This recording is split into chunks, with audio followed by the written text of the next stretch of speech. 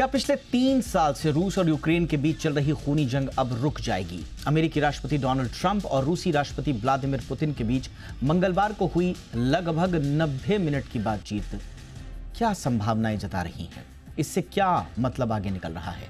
क्या यूक्रेन के राष्ट्रपति ज़ेलेंस्की युद्ध विराम के लिए राजी होंगे? ये जो फ्रैंक एंड प्रोडक्टिव बातचीत कही जा रही है दोनों साइड से, क्या ये अल्टीमेट पीस यानी कि युद्ध विराम और शांति की तरफ कोई संकेत दे रही है या उस ओर कोई मदद कर पा रही है? बहुत ही खास मेहमान के साथ हम करेंगे चर्चा। ये रिपोर्ट देखिए।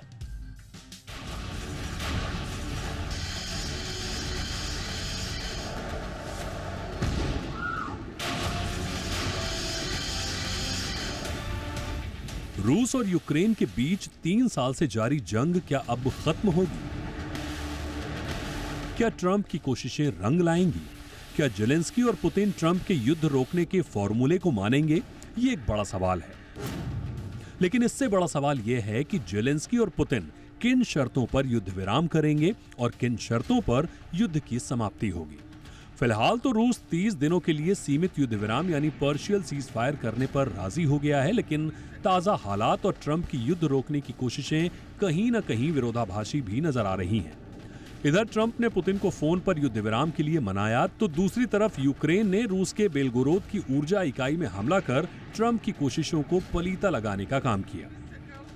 एक तरफ वार्ता के दौरान पुतिन ने संघर्ष के शांतिपूर्ण समाधान के प्रति अपनी प्रतिबद्धता दोहराई, तो ये भी खबरें हैं कि ज़ेलेंस्की इस वार्ता को लेकर पूरी तरह से सहमत नहीं दिख रहे। इससे पहले भी यूक्रेन साफ कर चुका है कि बगैर उसकी मौजूदगी के बातचीत करना समस्या का हल नहीं है। इसके बावजूद ट्रंप और पुतिन की युद्ध विराम को लेकर बातचीत लगातार जारी है। हालांकि पुतिन ने कहा है कि स्थायी शांति समझौता तभी होगा जब यूक्रेन को विदेशी सैन्य सहायता और कीव को खुफिया जानकारी देना बंद किया जाएगा। इसके अलावा ब्लैक सी से गुजर रहे जहाजों पर हमले बंद होने चाहिए। साथ ही ट्रंप और पुतिन के बीच इस बात पर भी सहमति बनी कि रूस और यूक्रेन एक दूसरे के 175 युद्ध बंदियों को रिहा करेंगे, जबकि रूस 23 गंभीर रूप से घायल यूक्रेनी सैनिकों को कीव को सौंपेगा। फिलहाल तो रूस यूक्रेन युद्ध को रोकने में भारत भी सकारात्मक भूमिका निभा रहा है और इस कड़ी में पीएम मोदी, पुतिन और ज़ेलेंस्की दोनों से मुलाकात भी कर चुके हैं। लेकिन ट्रंप और मोदी की कोशिशें युद्ध को रुकवाने में कितनी कारगर साबित होंगी और वे कौन सी शर्तें होंगी जिस पर रूस और यूक्रेन दोनों सहमत दिखाई देंगे, ये समय बताएगा। ब्यूरो रिपोर्ट, जी मीडिया। बहुत ही खास मेहमान इस वक्त हमारे साथ जुड़ चुके हैं। स्वागत करते हैं अजय बग्गा सर का, जाने माने मार्केट एक्सपर्ट और अंतर्राष्ट्रीय मामलों के जानकार भी। बहुत बहुत स्वागत है बग्गा सर, गुड इवनिंग। जैसा कि डिस्क्राइब किया जा रहा है दोनों साइड से फ्रैंक एंड प्रोडक्टिव, बट एक कॉम्प्रिहेंसिव रेजोल्यूशन तक नहीं पहुंच पाए।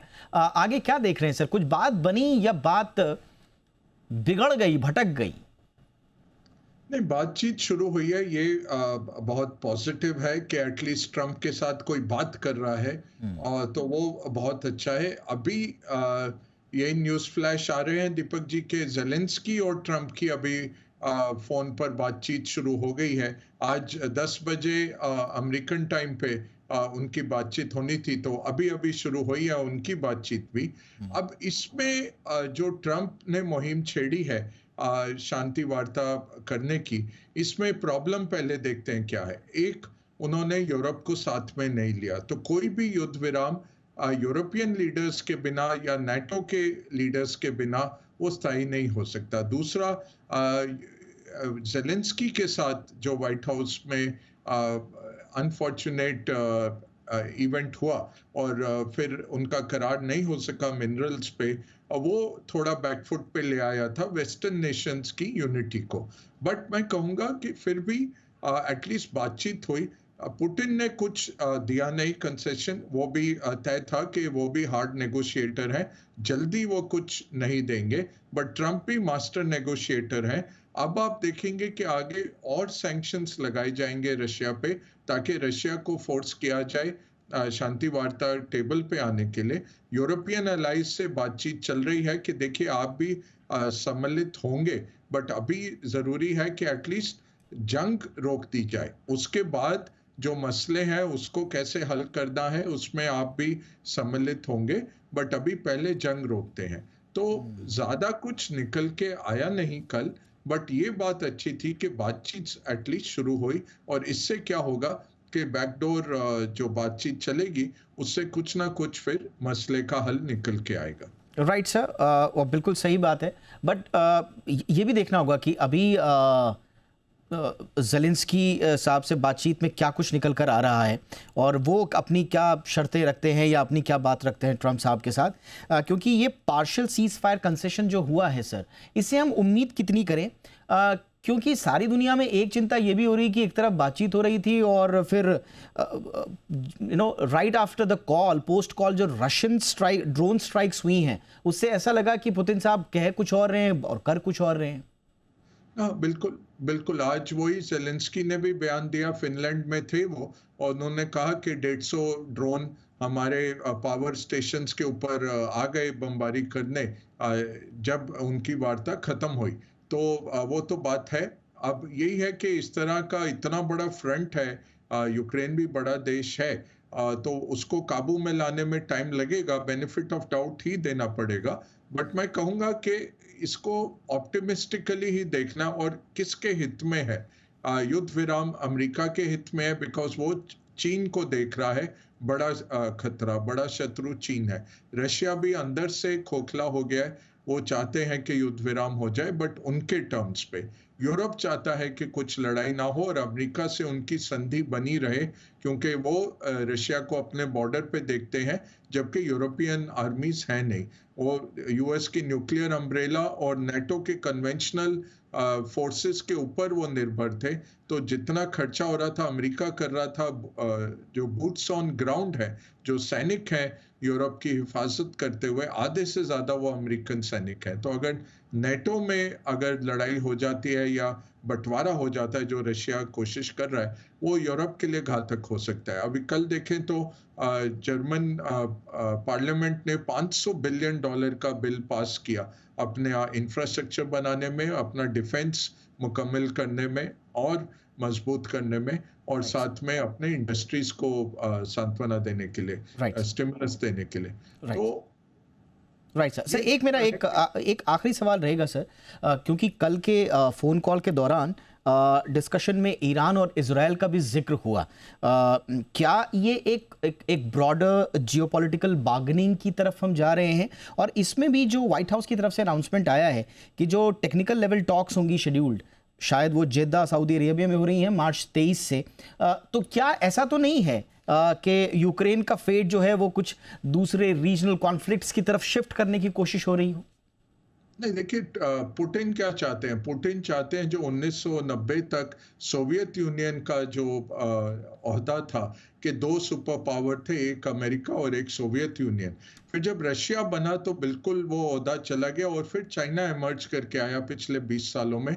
अब सुपर पावर चाइना है।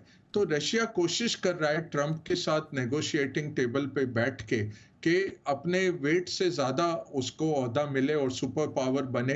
और कल क्या आप बयान देखें, अगर रशिया ने जो रीड आउट दिया है, वो यही कह रहे हैं कि हम अमेरिका के साथ मिलके अमन चैन लाएंगे मिडिल ईस्ट में, न्यूक्लियर प्रोलिफरेशन को हम रोकेंगे, अमेरिका के साथ काम करेंगे। तो ये एंकरिंग हो जाता है, जैसे छोटे से छोटा पॉलिटिशियन मोदी साहब का नाम लेके अपने को मोदी साहब के साथ कंपेयर करने लग जाता है। तो ये एंकरिंग हो रहा था कल, और ट्रंप ने उनको प्लेटफॉर्म जरूर दिया इसका कि एंकरिंग कर सके वो, कि ट्रंप के साथ एक इक्वल की तरह वो बातचीत कर रहे हैं। ऐसा यूक्रेन को ट्रंप ने नहीं दिया था मौका।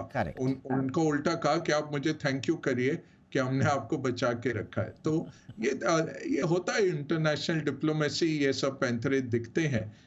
बट यूरोप भयभीत है अभी कि हमारे बिना अगर करार हो गया, हमारी सुरक्षा का क्या होगा। वो खर्चा शुरू कर रहे हैं और देख रहे हैं कि कैसे रशिया से बचा जाए। रशिया चाहता है अमेरिका के पास आना, रिकंस्ट्रक्ट होना, बिकॉज खतरा तो सबको चाइना से है। अल्टीमेटली चाइना ही, रशिया के लिए इतना बड़ा बॉर्डर है रशिया का चाइना से, तो रशिया चाइना एक अंदर से नहीं है। वो ये हो जाता है ना कि आड़े वक्त में किसी को भी दोस्त बना लो, वो है। और भारत ने बहुत अच्छा किया कि दोनों से हम मध्यस्थ हैं और हर एक के लिए हमारे दरवाजे खुले हैं। प्रधानमंत्री भी काम कर रहे हैं कि यूक्रेन और रशिया दोनों को लेके आए वो टेबल पे।